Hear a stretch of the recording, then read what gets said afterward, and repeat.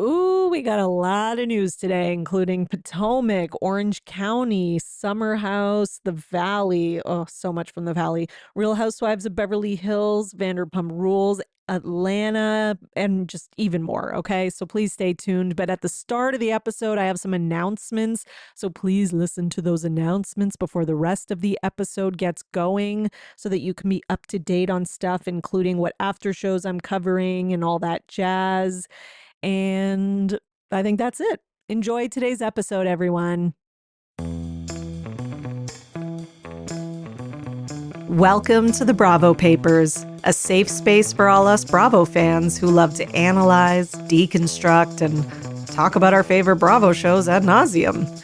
So join me, Bravo and Botox, and we'll catch up on all the Bravo news and read way too much into our favorite shows and Bravo celebrities.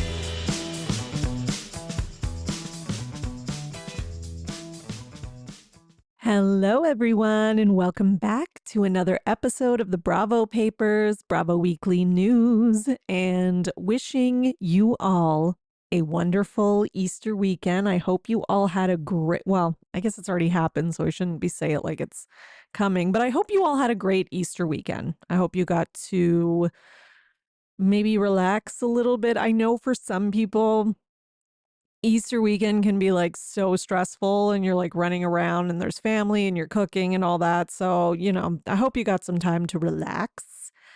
I sure did. I have to be honest. It was great. It was a great weekend. Loving it. And I'm recording this on Easter Monday. I'm going to release it on Tuesday because Tuesday feels like the first day of the week, doesn't it? It feels like, "Ugh, we're all going back to work." I mean, some people are already back to work today. I know some stores are open, stuff like that. So, maybe you're listening to this and it's helping you get through that. But yeah, it's kind of rainy and cold. So I have to be honest, I'm happy to be in my bed recording this.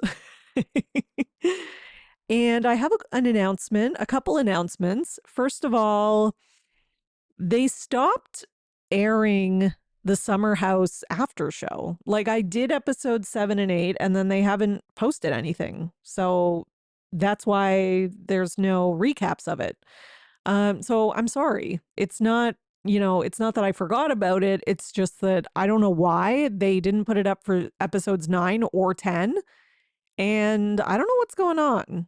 Um I'm like, were they giving away things? Like, was there information that they want to say for the reunion? Like, I don't know.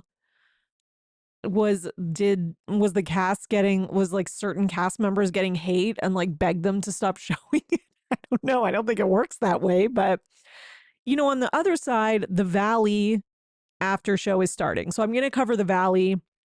I'll try to do it every week, if not every other week. Listen, I have no interest in what Sheena, Lala, and Brock have to say, but if I have to listen to them, so do you. So they are in it. They are included, I guess. They weren't even in the first episode and they're still in the after show. Like I'm just so annoyed. I already have to listen to Sheena because she's always talking about stuff on her podcast and then the clips are out there and then I mean it's my own fault and then I put them in the news episode. They're going to be in there today, but it's too much. It's too much. I just wanted them gone. But listen, even Schwartz is going to be there and then he's going to be on Summer House too. I'm like they're really, I don't know if they're like testing the waters. That's the other thing I was thinking. Like maybe they're like giving us these little doses of them to see how the audience reacts. And then in case the new Vanderpump Rules, you know, in case the new Vanderpump Rules is like a complete flop, then they could maybe be like, okay, we've let some time pass. People aren't as mad now. Maybe we could bring the original casts back. I don't know. That wouldn't make much sense. I just don't see how that could work. But maybe they are just wanting to bring these people over to the Valley, which, listen, I can understand Sheena. Oh, how did I get so into this topic? I was supposed to make announcements. I can understand Sheena and Brock sort of being on the Valley. Like it makes sense. but it just, Lala, I don't know. I don't need Lala. I don't care. She's just not likable. So I think they need to kind of cut their losses and figure out, you know, what the audience can put up with and what we can't. Okay. Now, the other announcement I had. So there was that. And then what was the other one? Oh, yeah. So Valley After Show coming at you, coming in hot. And my other announcement is more of a personal one, but I just wanted to tell you all, my audience, that I'm getting a cat. So it has nothing to do with Bravo. I'm just really excited. We're getting a cat. I'm picking him up on Friday. His name is Bean. He's adorable. He's like a reddish, white, kind of floofy cat. He's a kitten, and my daughter's been begging me for a kitten since she was like 4 years old. And I kept saying, like, oh, yeah, when you turn 6. Oh, no, when you turn 7. Oh, no, when you turn 8. And then I was like, yes, 8. 8 is when we're getting, and now she's 8. And yeah, so we did it. He's coming, and I'm so excited. So, I'll be recording and he'll be around. And yeah, I'm just really excited. I'm a big cat person. I had a cat for 17 years. Got him when I was in high school. He passed away just of old age after about 6 months after I had my daughter. So, there's been a cat-sized hole in my heart since then. So I'm very excited to be filling it with little Bean. First name Bean, middle name Sprout. So sometimes if I refer to him, that's what I'm talking about. Okay. Anyways, I just wanted to share it with you all because he's a little cutie. Okay, let's get into actual things that are related to the Bravo world. Did I have any more announcements? No, I think that's all. Okay. Let's talk about, what should we start with? I think we should start with, there's a few possible good stories here, but I think we should start with the Real Housewives of Potomac because we haven't had Potomac news in a little bit, and there's been a couple interesting updates, including one that is fresh from today, which is that Mia Thornton will not be returning to the Real Housewives of Potomac. She announced it this morning, as in Monday, on Instagram, and I'm going to read her Instagram caption. Okay, she says, with every new season comes a new beginning, and I have some news to share. My family and I have made the decision to relocate to Atlanta. And with that, I will not be returning to the Real Housewives of Potomac next season. The past 4 seasons have been an unforgettable journey, one filled with growth, lessons, and so many incredible memories. I want to thank Truly Original, Bravo, NBC Universal, and Andy Cohen for believing in me and giving me the space to share my story. To my castmates, thank you for the laughs, the lessons, and the unforgettable moments. And to the amazing fans, your love and support has meant everything to me. I'll always carry that with me. The next chapter is already full of exciting opportunities, and I can't wait to take you all along for the ride. Big things are coming. And then she has a quote at the bottom that says, I don't just make headlines, I make history. Atlanta, brace yourself. The empire has extended. And then hashtag legacy in the making. Okay. Listen, she had she had tweeted like during the premiere of Real Housewives of Atlanta, something like, ooh, this premiere is making me want to move to Atlanta full time. And everybody was like, no, like get the fuck away from our show. Stop it. And the other thing, so this was already, she's planting the seeds. She knows she's not getting a contract. This is an I was fired announcement. Okay. There's no way Mia's getting another contract. She has no friends on the cast. Nobody likes her. Once you're in the position where you have 0 friends on the cast and you also have 0 potential to make new friends or to even like mend the broken friendships, you're gone. That's why you have to be smart enough to not go in directions that will completely cut you off from your castmates.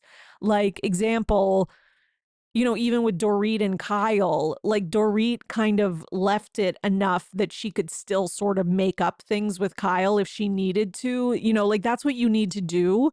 And Mia, like, you don't call the queen bee of the show's daughters whores, which allegedly she said that off camera, and just expect to not be fired. I'm sorry. It's not going to happen. So listen, do I believe that it's because she's moving to Atlanta? No, I believe she's always lived in Atlanta. She already lives there. We all know that. Giselle said it at the reunion, and I believe her. I'm sorry. I don't believe Giselle about everything, but I believe her about this. I don't think she ever, like, I think she hasn't lived in Potomac in a while. Like, I think she did maybe at one point, but it seems like now she lives in Atlanta. And listen, do you think that if she did just decide to move to Atlanta that she would just willy-nilly like give up her role on Real Housewives of Potomac? Absolutely not. She would 100% keep pretending she lived in Potomac to keep a spot on the show. This was not her choice. Okay? I think anyone with a brain can see that. And she better not be the Atlanta people producers show. If they let her on Atlanta, I will like Teresa Giudice flip a table. Like, do not, no, we don't need her. And Atlanta, by the way, is having a fucking fantastic season. It just like Kenya's not on anymore now, fine, but it's still so good. Like last night's episode was amazing and it's just funny. The newbies are fantastic. Like they are just bringing it. So please don't ruin it with Mia. We don't need her. We're good. Okay? Okay. So bye bye, Mia. You will not be missed. And in other casting news, I mean, this isn't really casting news, but it could be. We have an update on the Grand Dame and her grand sentencing. So we have found out that she could be released by November due to good behavior. I mean, of course, I'm not. What would Karen be doing that would be bad behavior? Karen is not. She's not going to be in there like starting fights and like stealing stuff from her fellow inmates. Like, I think she's going to be on good behavior.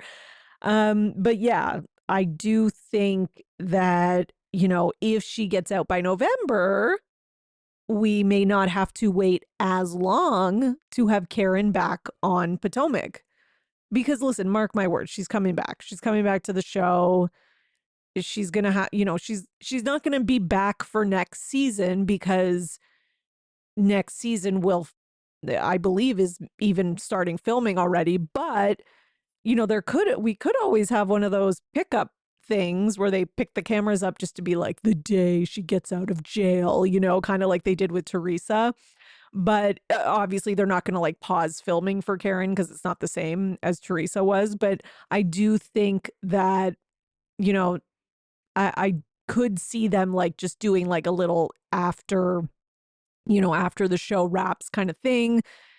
She's out of jail, get the castmates' reactions, like that kind of thing.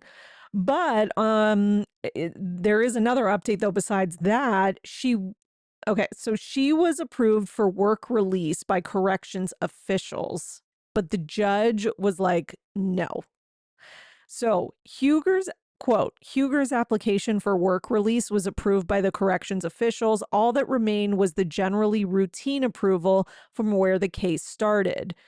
And then Montgomery County defense attorney David Moyes said she drew the wrong judge. It was just horrible luck. So the judge is Judge McGann, and that judge is not playing around.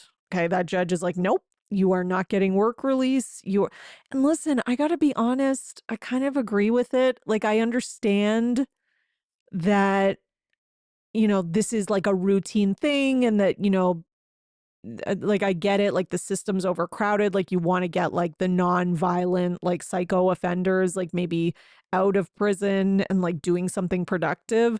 But at the same time, because this was Karen's fourth offense, it's kind of like, yeah, like maybe she needs, it's easy for me to say.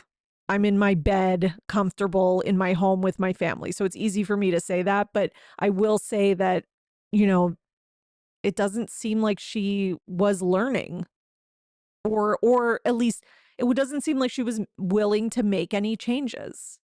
And it didn't seem like that, like right up until the end. Because even in those post videos at the reunion, like it still felt like she wasn't taking accountability. So maybe some time in jail is the only thing that will force her to confront number one, her demons, because I do think she has an alcohol issue. And number two, that like she can't keep going like this. Like something has to change. Okay. What should we talk about next? Okay, let's go to the Real Housewives of Atlanta.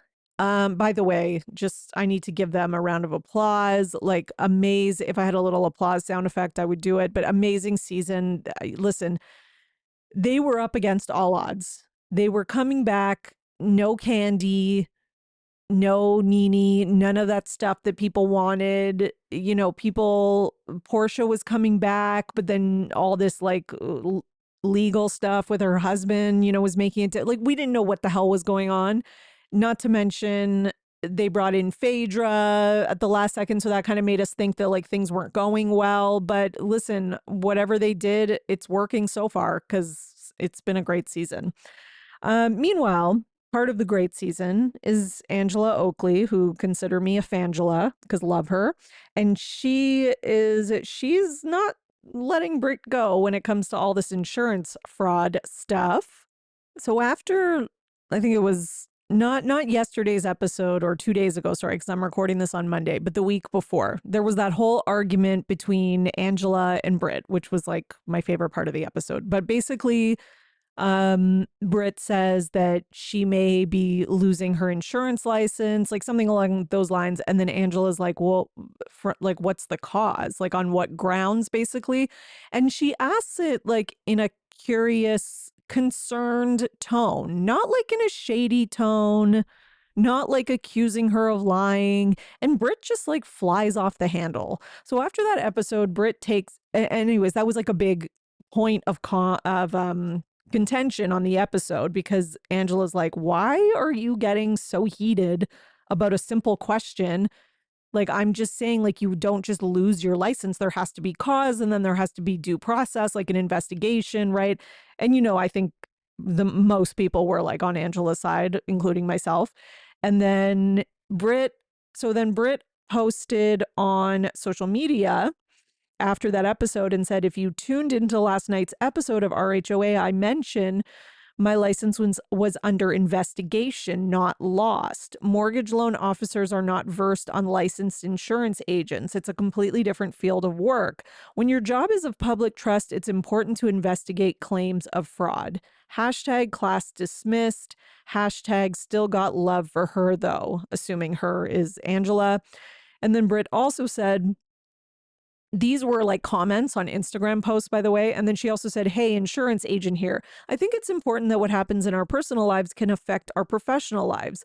I'm no stranger to that. I've seen many cases online where people have been fired from their jobs from behavior due to social media access or cameras. And then other people replied saying, no, you lied for pity. Everybody with a license knew this was a damn lie.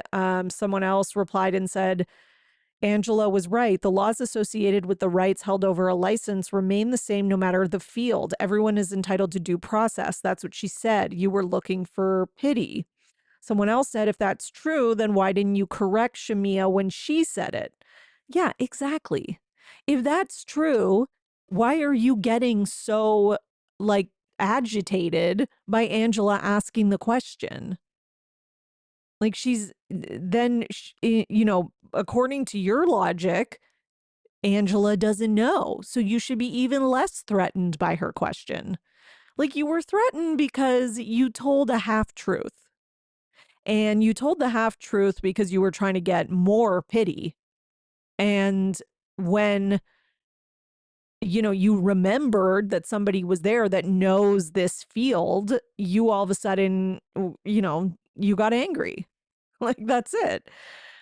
So then Angela Oakley posted, and her comment was, state licensure in Georgia requires a just cause for investigation, meaning the licensing board must have a valid reason, such as a violation of laws or rules, to initiate a probe into a licensee's conduct. I hold 2 professional licenses. My question still stands. What is the cause? And then she wrote she reposted it to her story and wrote a little note and said, FYI, this is the case for any state licensed real estate mortgage insurance. Hashtag no shade. I think Angela's point is proven. I think we all see that. I think listen, I think Brit is a liar in general. That's the impression I get from her. I think she lies about things, whether it's having a gun or making a threat or something smaller like this where like it's not a complete lie, but it's a half truth. Now I'm hearing all sorts of rumors that that she lost her insurance license in like 2023 for other reasons that have no relation to this, and that now she's kind of like using this as an excuse as to why she lost her license to kind of explain that away. Because if you remember one of the poster boards, I mean, obviously the one with the, oral sex is getting the most attention, but there was another poster board where Kenya had written insurance fraud ho, and then, sorry, and then there was something on it that we never got to see. So people have been looking up this and saying that there is some sort of reason that she lost her license in the past. Now, I've seen on Reddit that people have visited her website and, dug things up. And it's just, yeah, her website, it's all just very sketchy. Like, okay, so I'll read you a little bit of something. So on the subreddit RHOA, okay, Ali_cat222, thank you. Posted that when you get on the website, you're greeted with a video by Brit herself, where she literally says absolutely nothing about what her business does. Just a ton of empty promises about sign up now and you'll grow your business, but zero information at all, not even what the classes supposedly are, unless you count her repeatedly saying things such as, I'm going to help you find your way / map out your blueprint, but again, tell you nothing about how they will achieve it. And the rest of the website says fuck all about what you will be doing. By the way, those 3 photos and the video on the site is the only shit you get from it. So there's like, I don't know. I think there's a picture of like a Mercedes and like a nice hotel or something, or looks like a hotel lobby. And then where is it? One thing that stood out to me was what will you learn section, where it states how to create multiple revenue streams as a business. I'm not saying this as a 100% sure, but to me that allegedly just sounds like some MLM girl boss crap. She also wants $495 for one and only masterclass. For her one and only masterclass. But wait, for only $149.99, you can buy a book and do it all on your own. She even says it's the exact same plan. So what's the point of the class? Or for $50, you can take it a step further with some ebook and really expand your knowledge. The only thing I can glean from this is I wouldn't be trusting someone who can't even give a basic ass outline of what you'll learn, and who can't figure out the difference between through and through. So they're talking about the spelling. Could it be legit? I guess, but why not just spell it out? Yeah, exactly. And yeah, it's really not clear. Like, it's like what you will learn, how to break into the industry. Okay, what industry? How to determine which side of the industry is right for you. Oh, insurance agent, I guess. Why being an insurance agent is so lucrative. Steps to get licensed, how to create multiple revenue streams as an agent. Okay, so she has this kind of list, how to stay on top of your goals, how to scale. Yeah, but it doesn't. And then it's like, what is included? Online courses include lessons and materials, access to my funding team, opportunity to open your own agency with my affiliate program, app access to the community on the go, inserts of Britt Eadie's original business plan, Britt's insurance playbook, ebook, special discounts on future offers, downloadable worksheet, bonus content. Like, a lot of it's very vague. I don't know. It's giving scammer, I have to be honest. And I've gotten scammy vibes from Britt, like, since she's been on the show. Even last night when she goes to buy like a new Ferrari or whatever, and she's like, I get a new car every 2 years. Like, it's just really giving like Dorit and PK, like scammy vibes. Like, she's trying to pretend she has more wealth than she does. And that it's kind of like, I don't know where all of this is coming from. It makes, it's not adding up. And the other thing is that on the show, like she said she was setting people up, so that their family wouldn't be stuck with funeral expenses, helping people with like estate planning. But this sounds more like she's trying to like sell some sort of like gimmick or something that's going to like help you like 100% be successful in insurance. But, as one commenter says, there is no secret. Take the courses to become an insurance agent, and that's it. Like you take your insurance courses and you become an agent. There's no recipe or gimmick. You're tapping into a job where everyone needs what you're selling. You don't need a niche or a gimmick. Everyone needs insurance. Yeah, so it's just it's all very strange. It's all very sketchy. Okay, in other Atlanta news, Britt's kind of responding to all this because she posted a picture of herself on her story, and it says obsession with the definition of obsession from the dictionary, and then says, I'm every blog's clickbait at this point. Okay, congrats. Like that happens when you go on a reality show. Like it doesn't, trust me, it doesn't mean anything. Meanwhile, Claudia Jordan, former Real Housewives of Atlanta housewife, said that she doesn't like Britt Eadie on the show. She thinks she's playing the victim card. And according to Britt's LinkedIn page, Britt was allegedly done with Allstate Insurance since 2003. Okay, so yeah, that's the other thing I've been hearing is that she hasn't actually been doing insurance and hasn't had an insurance license or been doing it since 2023. I meant 2023. Sorry if I said 2003. So yeah, there's a lot of, I think a lot more is going to keep coming out as time goes on, as the show unfolds. And from what I've heard from Shamia and other people in interviews, we are going to see more and more.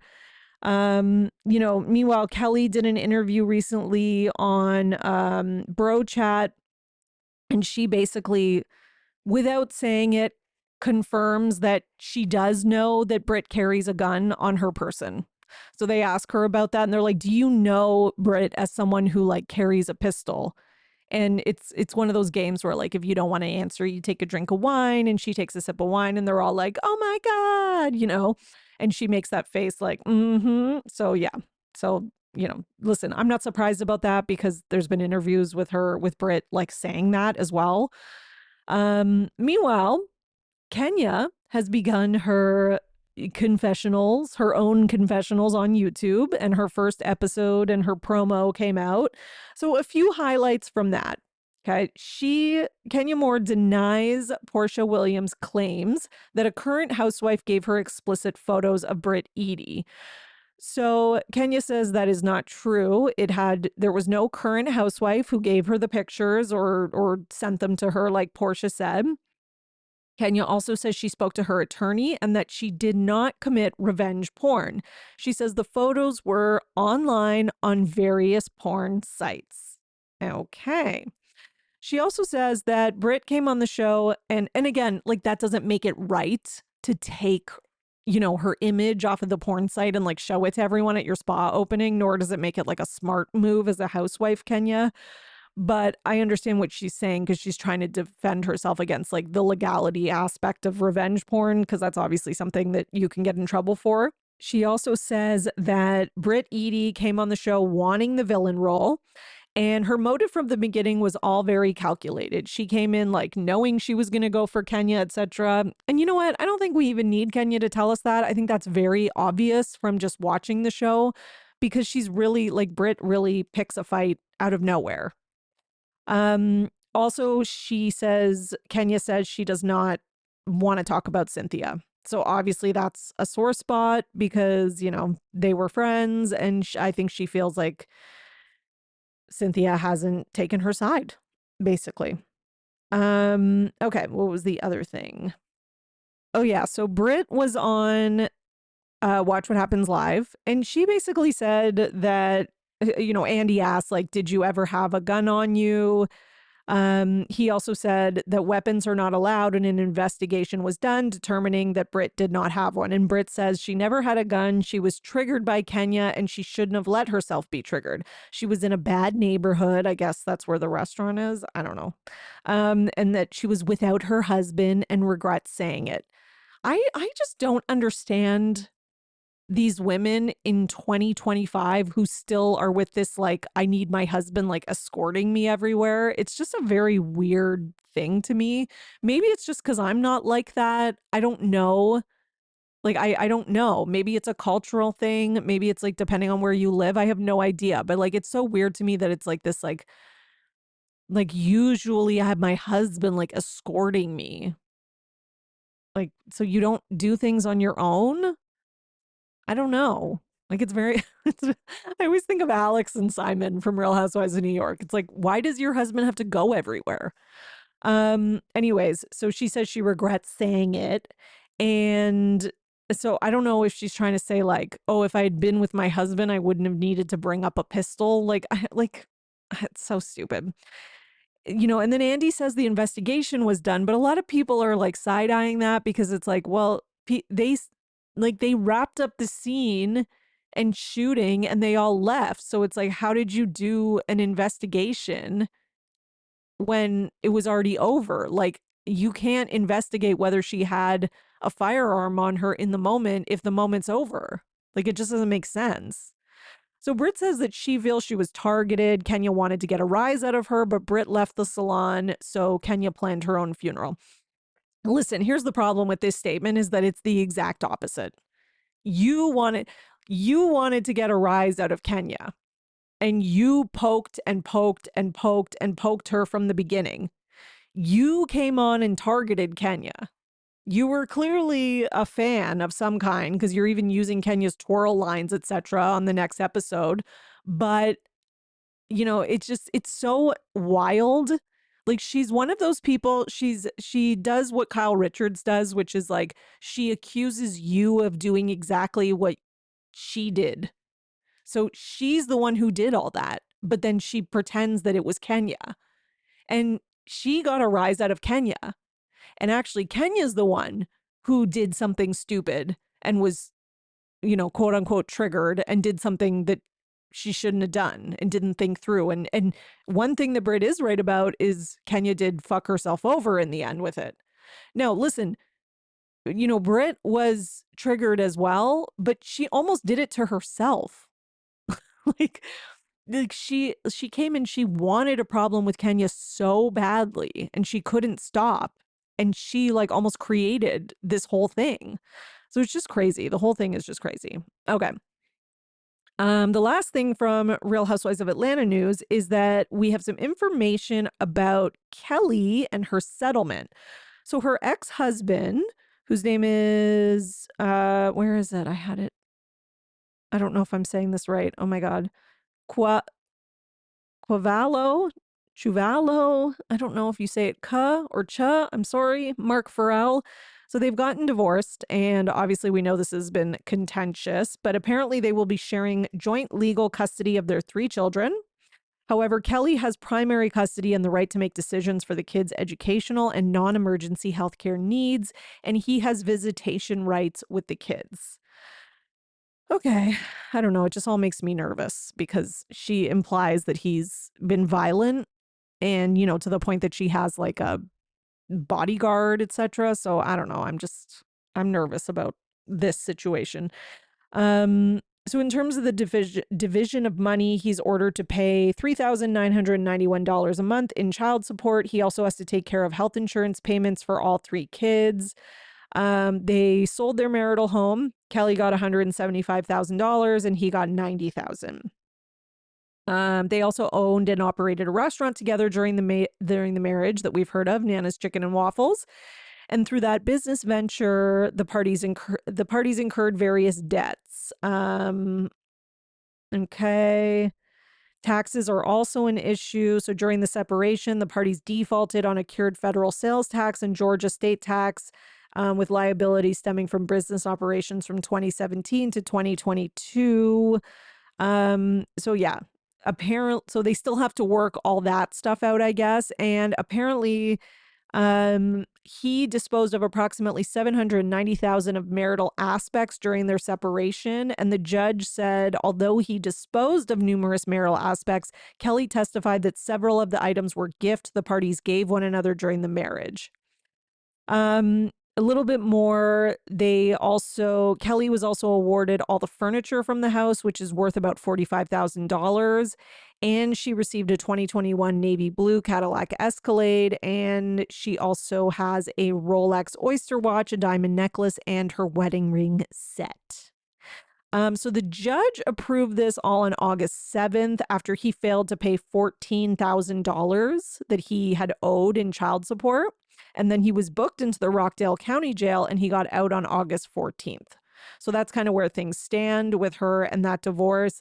I mean, we're getting a lot of really good divorce content on this show as well from Kelly and from Drew and Ralph. We are not getting it from Portia. I'm sorry, but it's true. Okay, let's go to our next show. We're going to talk about the Real Housewives of Beverly Hills because Miss Garcelle Beauvais has unfollowed the entire cast. She's tired of their shit, and I don't blame her. So she's unfollowed Sutton, Erica, Kyle, Dorit, everybody except Jennifer Tilly and Kathy Hilton, which, makes sense. She also posted an Instagram post that says, "You changed," as in someone saying that to you. Someone would say, "You changed." And then your response would be, "No, I healed. I learned. I grew. I set boundaries. I stopped settling. I put myself first." Wow. That's got to be directed at Sutton. I mean, I think it's kind of directed at all of them, but mostly Sutton, if we're going to be honest. So then in response to the unfollowing, well, seemingly, we don't know for sure, Bose has made a post and people think it's in reference to this. But again, there's always a chance it's not.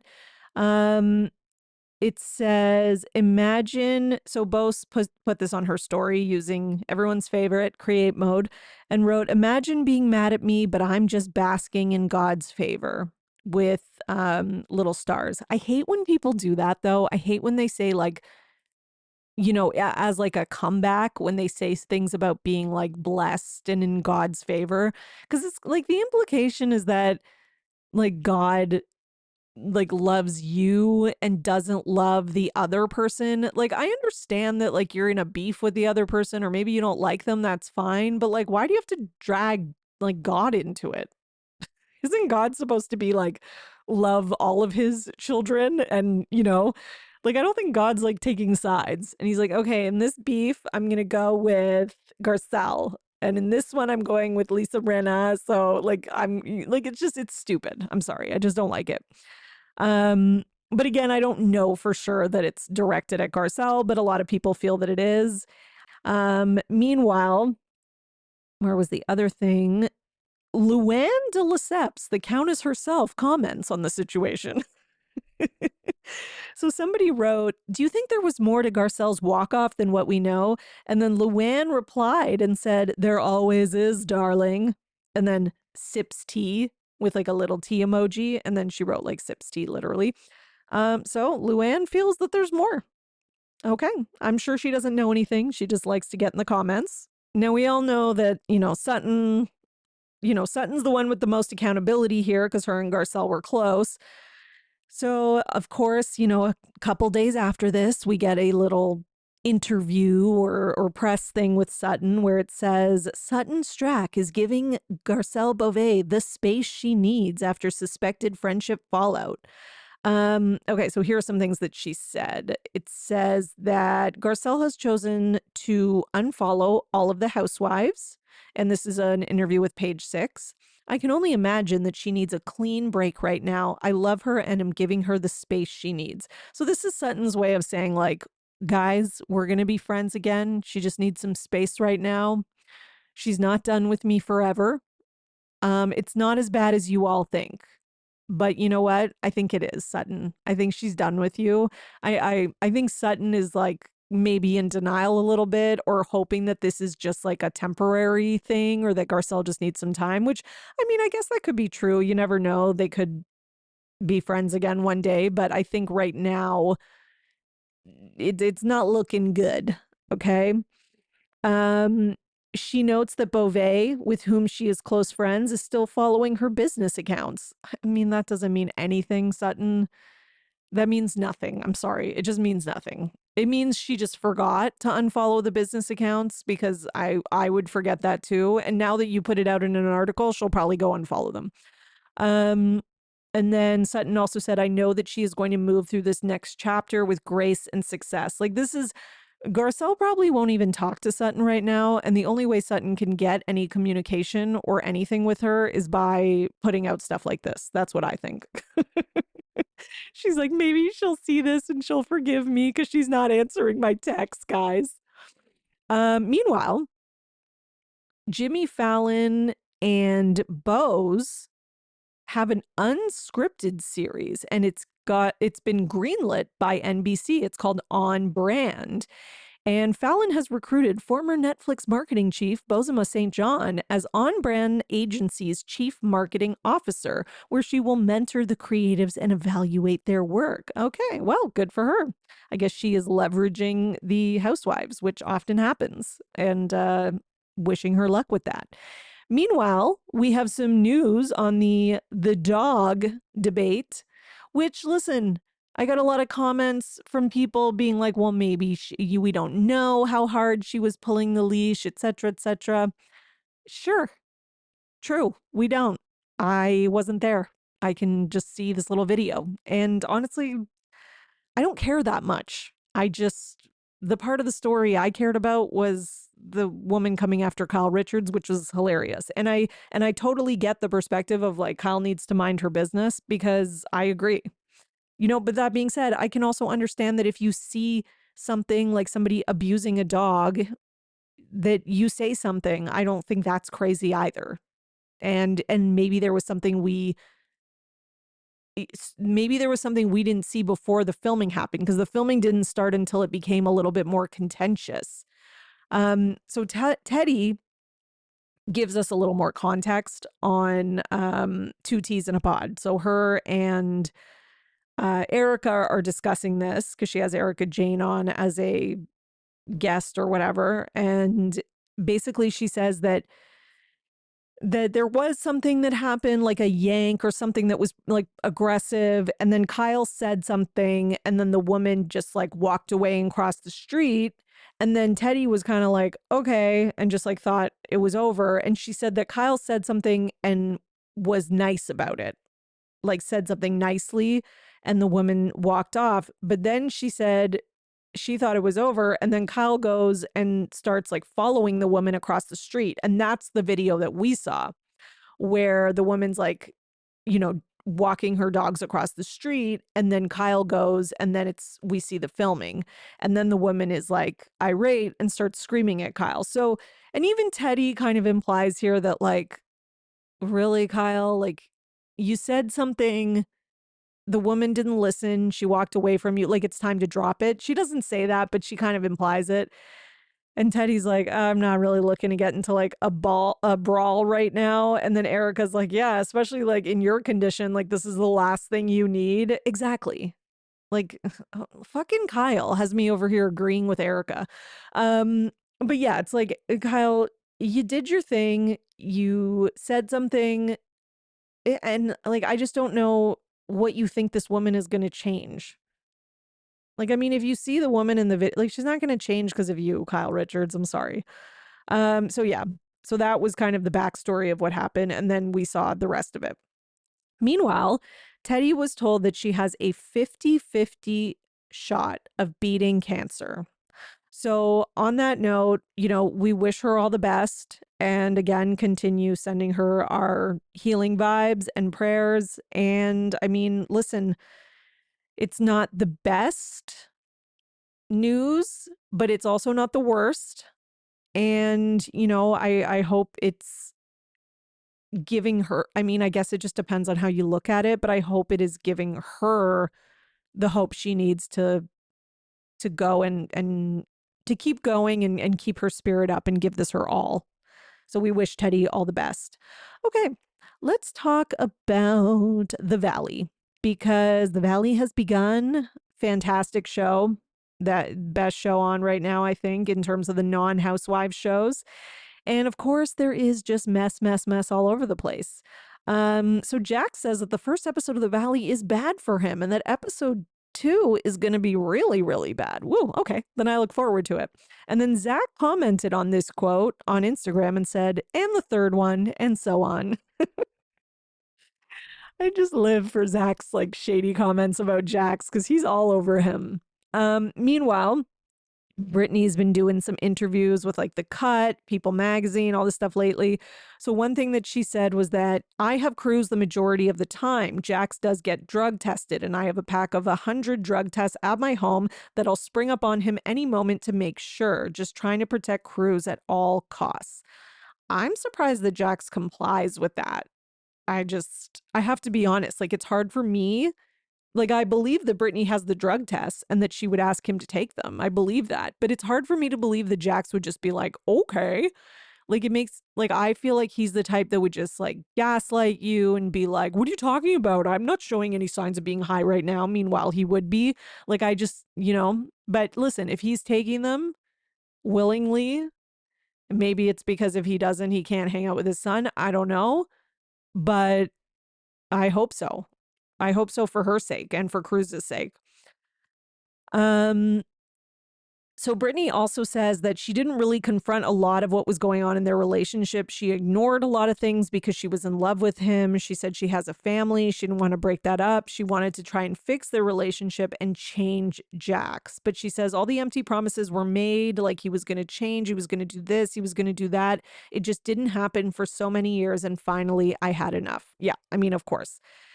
She says it was not just one single thing. It was a lot of different things that had piled up over the years. And finally, one morning, he came into my room after I'd been out with Kristen to dinner the night before.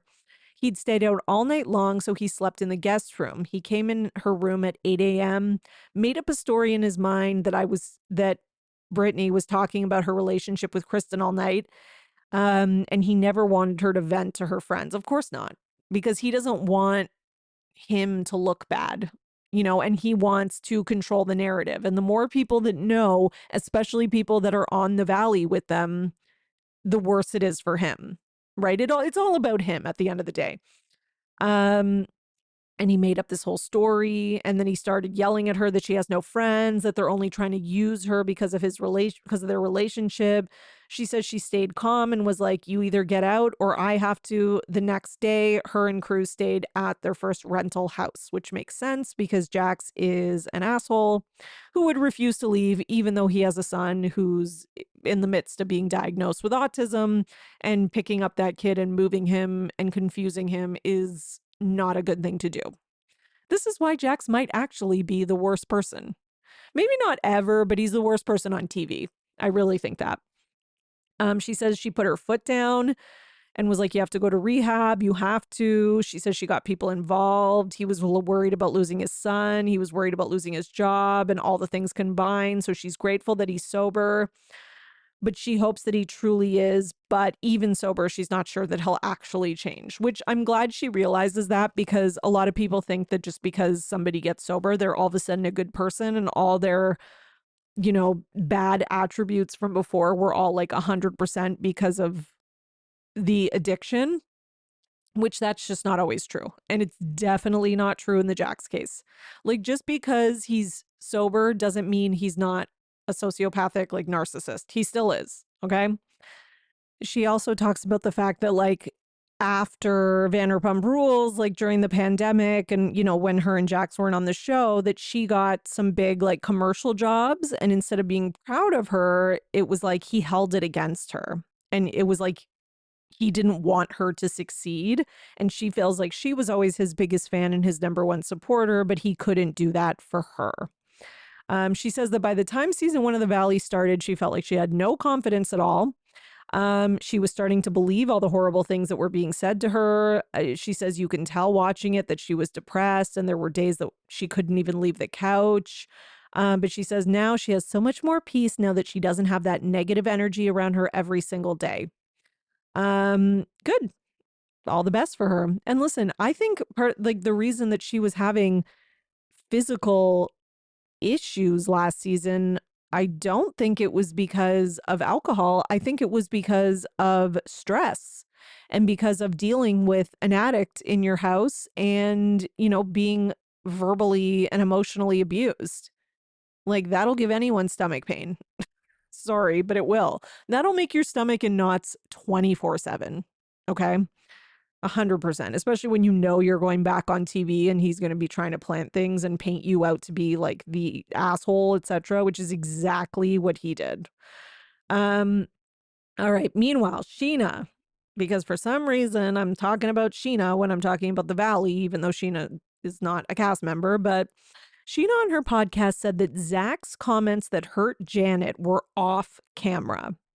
So, the comments about the miscarriage and whatever, those were not like the ones that we saw on camera where Zach's like, I don't care that she's 8 months pregnant. I'm going to confront her or whatever. Like, a lot of people are like, how is that Zach saying, like, he wishes you'd have a miscarriage? Like, a lot of us are side eyeing that, including myself.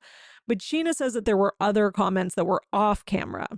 And trigger warning, because these are kind of intense, but she says in reference to miscarrying and suicide, she says that Zach said things like Janet should have killed herself when she had the chance, which is crazy, because apparently Janet had a suicide attempt at some point in her life where she had to be hospitalized for like 3 days or something like that. Sheena says this is why Brittany actually distanced herself from Zach for months. But then he wanted to come to Britt's birthday, and Janet wasn't coming because she had just had her baby. So Brittany was like, okay, went to Sheena and was like, should I give Zach another chance? I want to show him some grace. And Sheena, of course, has to relate it to herself and says, like you did with Sandoval. And Sheena was like, and when she said that, I was like, yes, I understand forgiveness. Because everything has to come back to Sheena trying to explain to us again why she gave Sandoval another chance. So Brittany was like, I want to forgive him. He's my friend. So he ended up coming to the party. And I guess allegedly at the party, he was trying to talk to Sheena and apologize to her. But Sheena was like, no, I don't think we should. It's not the right time or the place. And then she said that during that conversation that Zach made another similar comment, I guess about the one that he made about Janet, about someone else they care about in their group. So Sheena's like, I just can't agree with him. And I can't agree with Kristen defending and being friends with him. Now, listen, this could all be true. And if it is, Zach's an asshole and he needs to apologize and grovel and he needs to get his shit together. Because why are you saying these like crazy things? Like, do you have a temper problem? Do you have a rage problem where you just like say these like crazy things and then later you're like, oh shit, I shouldn't have said that? Like, there's throwing shade and there's defending yourself, but like we don't need to go to these like dark ass places, okay? Now on the other side, this is like I have to take Sheena's word for it and Janet. So are they like, is this exactly what was said? Are we exaggerating? Is there more context? Like, not that there's any context that would make that comment okay, because there isn't, but still, like, I can't just 100% go off Sheena's word, especially because Sheena's been getting a lot of backlash for basically, staying friends with James all those years, defending James, not unfollowing him until like the whole Andrew Tate brothers thing.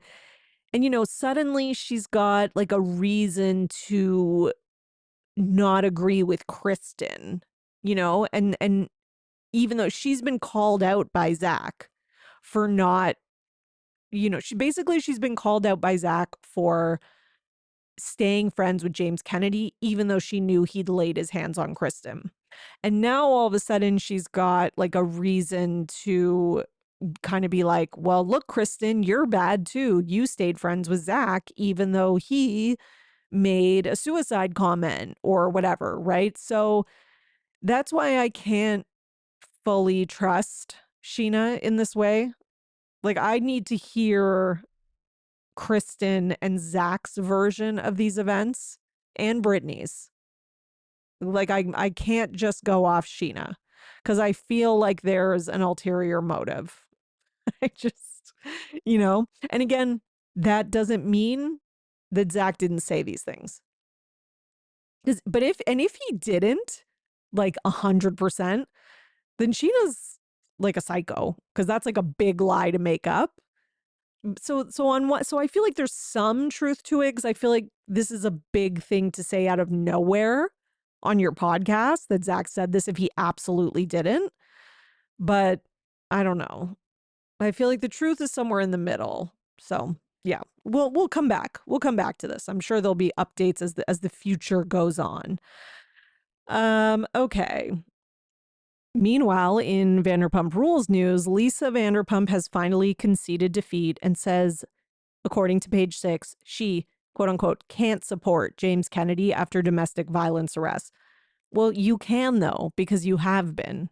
You're just not doing it now because no one is on your side, and you've realized that, like, he's not coming back from this. Like, he's officially canceled. Sorry. So she defends giving him second chances, but clarifies that she had a change of heart since his December 2024 detainment over an argument with then girlfriend Allie. It's a little too late with that now, LVP. She says, I've had so much patience with him. I was so happy to see him with Allie and doing so well. I know it's a disease, but at some point you've got to say, I cannot support this anymore with some people when they keep making the same mistakes.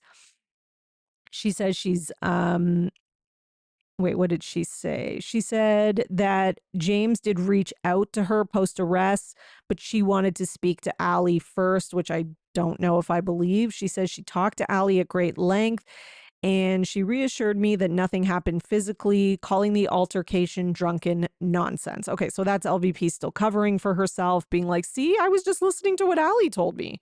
She said it was just drunken nonsense. I mean, this is obviously in response to Allie saying that, you know, LVP was basically like pushing her to get back with James after that and to forgive him, and being kind of like victim blamey. And then Katie kind of piling on that too and being like, yeah, she did the same thing with me and Schwartz. So LVP's knows like Vanderpump Villa's coming.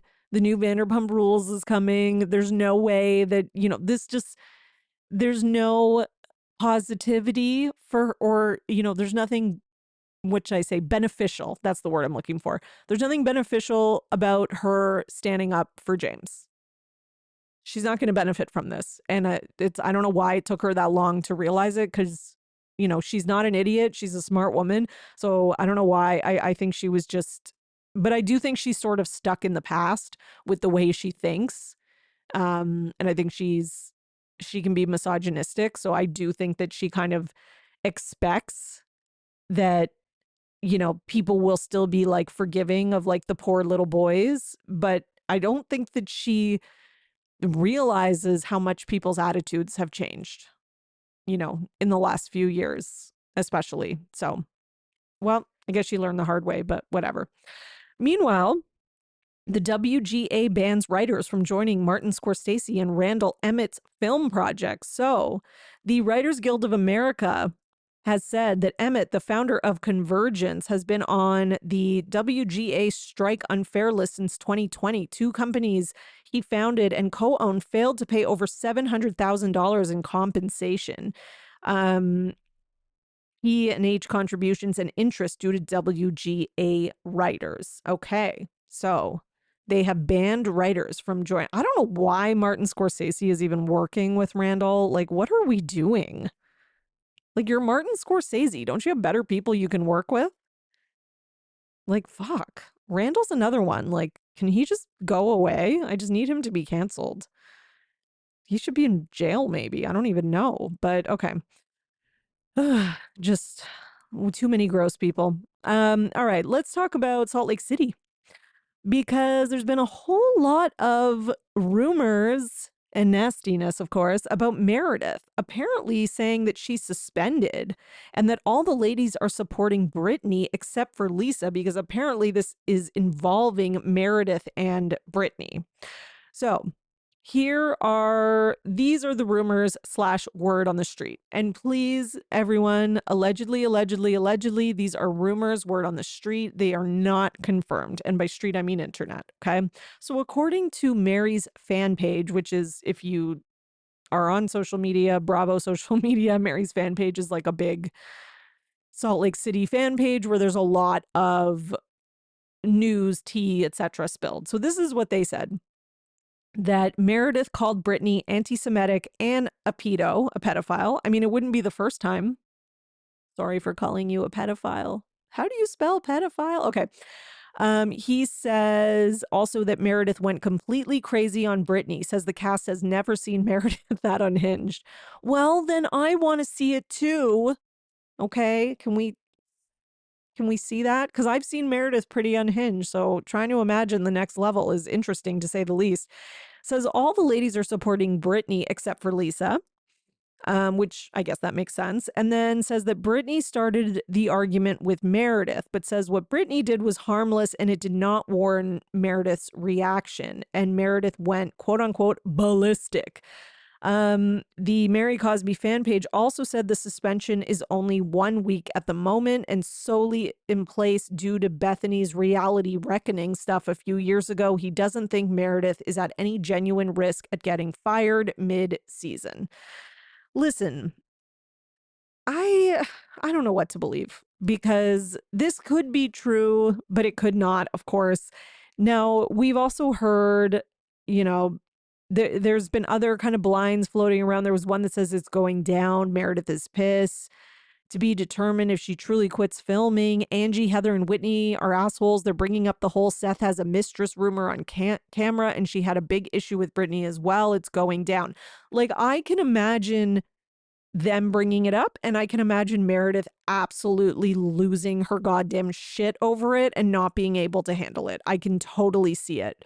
Now, her getting suspended over it, I guess, but I don't think that we're going to suspend someone for calling someone anti-Semitic and a pedo. So then where was Kyle's suspension and Luann's? Those are damaging, terrible things to say. And I guess I need to know more about the context, but they're not like the worst things that have been said. I'm just saying, I'm sorry. They're not like they're not like things that like you would think a suspension in Housewives would be, but I don't know, maybe I'm wrong.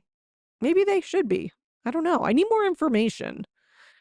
I guess it's just because like I'm watching Atlanta right now and Britt says she has a pistol and she didn't get suspended. So what the fuck? I don't know. Okay.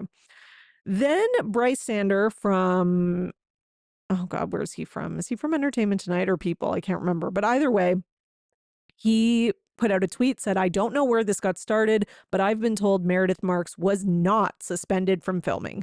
Meredith has then confirmed it, said, correct, it is not true. Okay, so there you go. So listen, maybe she did fly off the handle. There's probably some truth to this, but it seems like she probably wasn't. Now, if she was, do I think that she would be announcing it or admitting it? No. Do I think that her publicist would maybe want to give that information to People magazine or whoever? Also no. And do I think they would say, oh, no comment? We don't know anything about this? Yeah, I do think that. So again, none of this is 100% confirmed. Okay. We still don't know the full truth, but we will see when filming begins. Okay. In other news, Real Housewives of Miami, which is coming back in June, I believe. Larsa Pippen confirms romance with former basketball player Jeff Kobe, 31. She's 50, he's 31. Good for her. There's a steamy makeout session between the two of them caught by paparazzi, and then they went red carpet official, okay, for, I don't know, some red carpet appearance. So they are officially together. She's really likes those basketball players, doesn't she? Especially the younger ones. I mean, good for her. She can pull the younger guys in. There's nothing wrong with it. Okay. Let Larsa have her fun, but I'm sure we will. I wonder if we will see him on Miami or not. Be interesting to see. Meanwhile, in sadder news, we hear that Julia and Adriana are having a friendship breakup. No, I love them as friends. So Julia basically was on in this podcast interview, and she says that there have been things that people have been telling her about Adriana for years that have been, and she says she has largely ignored them and maintained her friendship with Adriana, but it basically got to a point that she could no longer ignore them. and that, things were said and done where, she realized that people have been right about Adriana all along, and she was just kind of like in denial about it. And then the podcast host asked, and this was on Inside Reality, they asked her, well, was it like something that just between her and other castmates that you witnessed, or did it directly have to do with you? And Julia says, no, it directly had to do with me. And they're like, no. And then they try to get her to kind of like give more information about it. But, she keeps it pretty vague. She doesn't give us any details, but she does say that we will watch her realize the truth about Adriana and who she is as the season unfolds. We will watch it with her. And she says, yes, it's all on camera. So, I mean, thank God for that at least. Now, Adriana has responded to a comment. Somebody commented on this clip and said, Julia wanted to sit at the cool girls table and left Adriana out. Now check that. And then Adriana replied and said, thanks for seeing and acknowledging the truth. Oof. Okay. It's going to be like the cool girls versus Adriana, which it kind of always is. I don't know why she's not a full-time housewife, but anyways, I don't know. I can't make a decision. Like, I want to take Adriana's side just because I always have liked her because she's just like chaotic mess. But I'm not always on her side. Like, I like what she brings to the show, and I think she's a very important part of the show. But I'm not one who like I'm not like a stan who like agrees with everything Adriana does. I often don't agree with her. But I can't just assume that Julia's just like going with the cool girls just because Adriana says that in a comment. Like, I need to see what happens and how it plays out. So yeah. Meanwhile, in some summer house news, Lexi has been doing the rounds, and on virtual reality, she was interviewed and basically says that, she wasn't that surprised with, I guess, like now that time has gone on, she wasn't that surprised with the Sierra and Jesse flirting. And she says, to be honest, I had like a birthday thing and I invited everyone, and that two certain cast members didn't respond, didn't show up, and then they instead hung out together that night. And then they're like, oh my God, the interviewees. So this was on virtual reality. And they're like, oh my God, is that Sierra and Jesse? And she basically is like, yes. So I don't know what's going on. Listen, a lot of people are like, there's kind of two camps. There's like, Sierra and Jesse are evil. And then there's other people who are like, well, they're just friends and it didn't work out. And obviously they're not going to go to her birthday. I mean, I can kind of see that. Like, I'm kind of like, well, you had like a thing with Jesse and you broke up. So he's obviously not going to go to your birthday. And Sierra, I can't comment on yet because I haven't seen the rest of the season. But, if you're like accusing her of stuff, she's obviously not going to go to your birthday either. Like, it's like, I don't think that's like that shocking. But I can also see how other people are kind of like, well, you're still on the same cast. Like, shouldn't we try to like whatever? And like, why is Sierra like choosing Jesse over Lexi? But then other people are like, well, she's known Jesse longer. So I don't know. I can kind of see both sides of this, and I do think that, I lean towards kind of thinking like I think 99% of this is Jesse's fault and that he's the one who deserves the hate. And I do think that Jesse, you can see it on the show. Like, he manipulated, he fucked with Lexi and made her look like an idiot. I think part of the reason that I think she would have had stronger friendships with the girls if it wasn't for him and her being so, and part of it's her fault. She got so sucked up in this relationship that, maybe she didn't pursue those friendships enough. But I do think that the girls could have given her a little bit more like warning and been a little bit more like, I don't know, like they gave her like a little bit, like Lindsay gave her the most at the baseball game or the, what's it called? Kickball game. But overall, like, it doesn't seem like they were as forthcoming as like how much of a problem it was. And again, it's not all their responsibility though. Like, you're in a relationship with him and they don't always have to get involved. They've got their own problems. So I don't know. It's one of those situations where I can see all the sides of it. But so she says they skipped her birthday to hang out with each other. I don't know if they skipped it to hang out with you, but they maybe skipped it and hung out.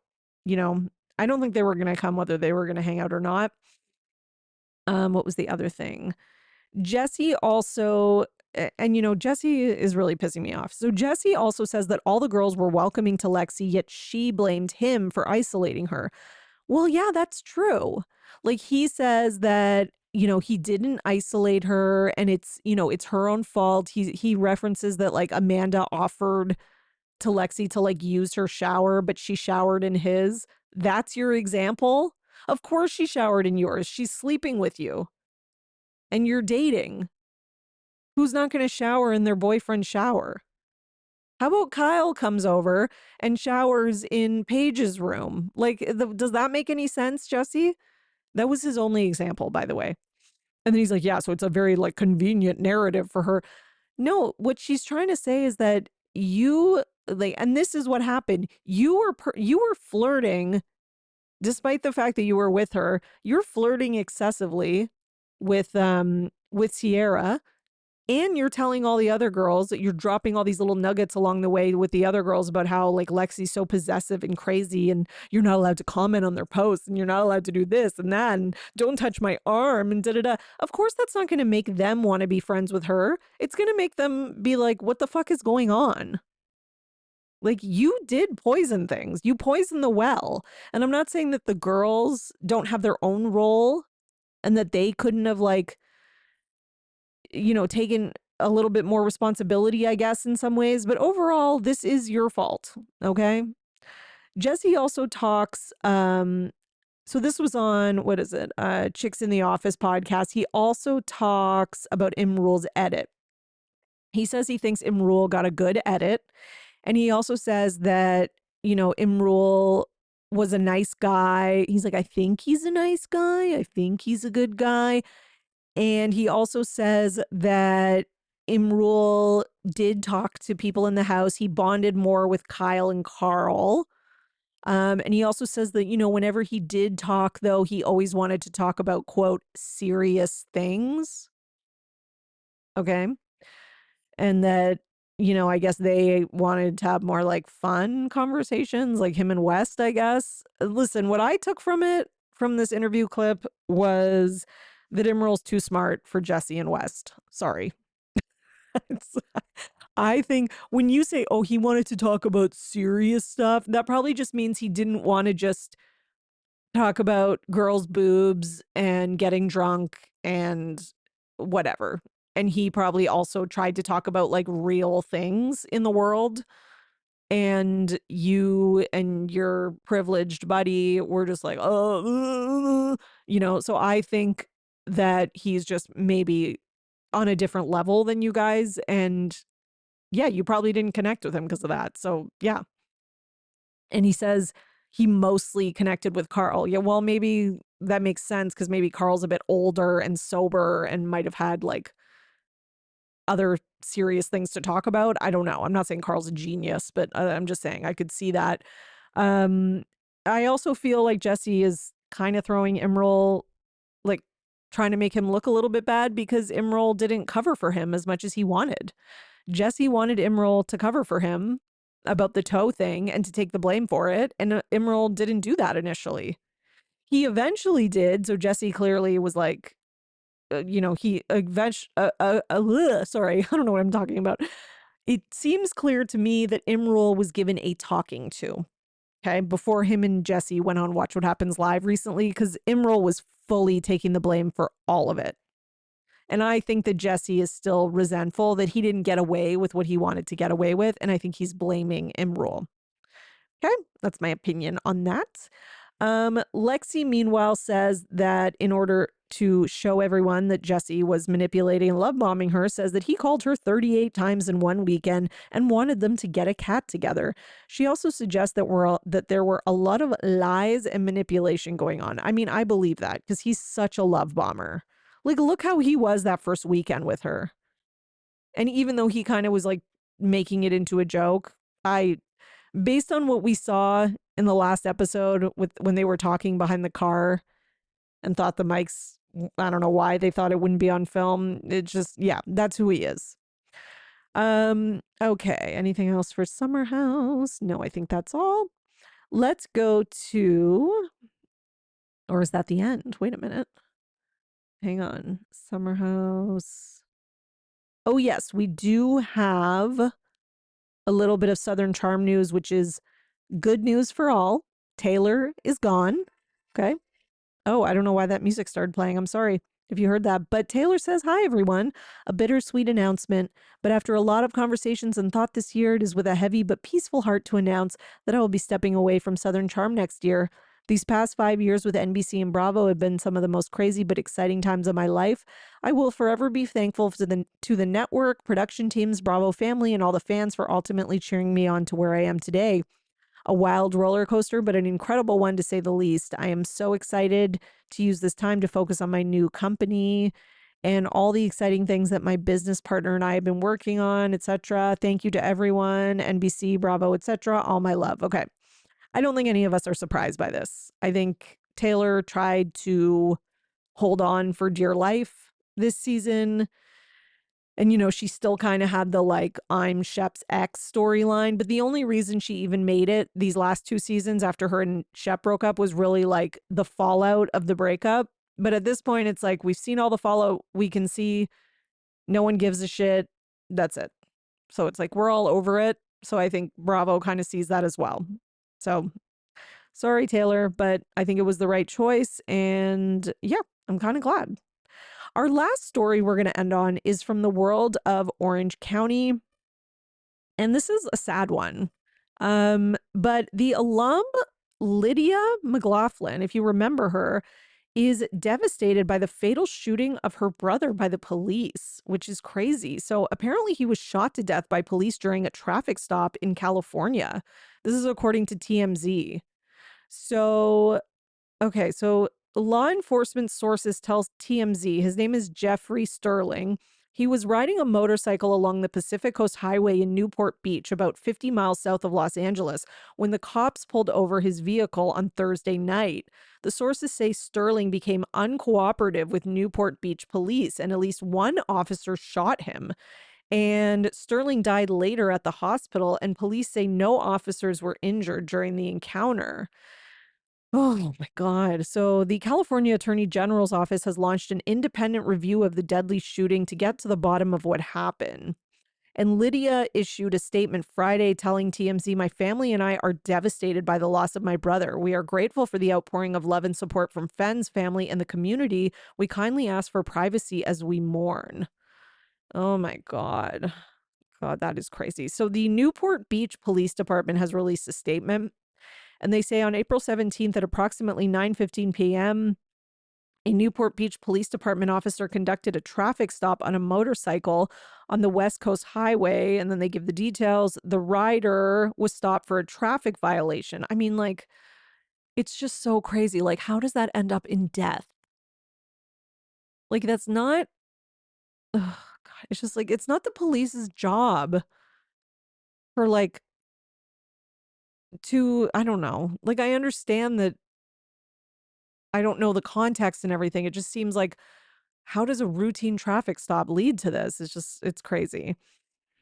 Apparently, Sterling became uncooperative and assaulted the officer. During the ensuing violent altercation, Sterling managed to remove the department-issued taser from the officer's duty belt and attempted to deploy it multiple times against the officer. At that point, an officer-involved shooting occurred. Ugh. Why would he try to take his taser? Again, I mean, it's just hard for me. Like, I still wonder, is there not a way that this doesn't have to end in a death? You know what I mean? Like, of course, like you took the officer's taser and you tried to tase him. And if that's true, which that's what they're saying, again, whether you believe it or not is another story. But if that's true, it's like, is there no way to like get control of the situation again without gunfire? I don't know. Like, I don't know. Unless he was reaching for their gun or something, I would assume they would have put that in the report, but Anyways, additional officers responded to the scene and rendered medical aid to Sterling until personnel from Newport Beach Department arrived. He was transported to a hospital where he was later pronounced dead. Oh my God. Okay, so this remains an active investigation, so we'll see if we get an update on that. But, my condolences to Lydia and her family. I don't know. I know that there sometimes are incidences like this with people who have mental health issues who end up being injured or killed when there may have been another way. But yeah, I guess we will see. We'll see what happens. Sorry to end on such a sad note today, but yeah. Okay. All right, everyone. If you are looking for more content, such as recaps of Summer House and The Valley and The Real Housewives of Atlanta, head over to my Patreon, patreon.com/Bravo and Botox. I got a lot more content there for you.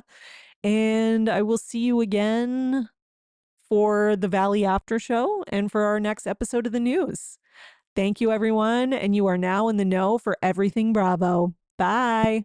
Thanks for listening, everyone. Your support really means everything to me, and this show wouldn't be possible without you, the listeners.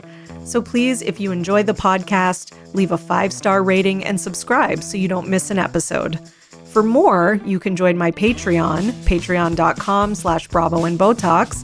And for $5 a month, you'll get 4 extra podcast episodes a month. You'll also get early releases of Bravo Paper episodes and more. Please also subscribe to my YouTube channel at The Bravo Papers and follow me on Twitter, Instagram, at Bravo and Botox and at The Bravo Papers.